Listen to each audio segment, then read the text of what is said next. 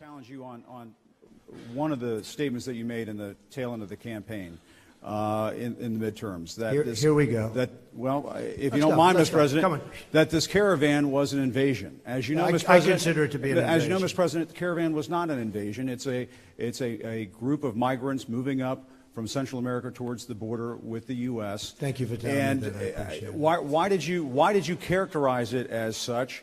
Because I consider it an invasion. You and I have a difference of opinion. But do you think that you demonized immigrants in Not this at all. election No, to try to keep them? I want them to come into the country, but they have to come in legally. You know, they have to come in, Jim, through a process.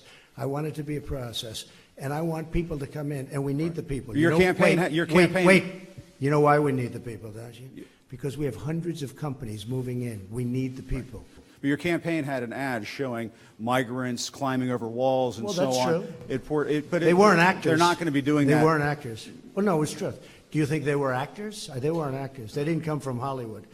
Right. These were people. This was an actual, you know, it happened a few days ago.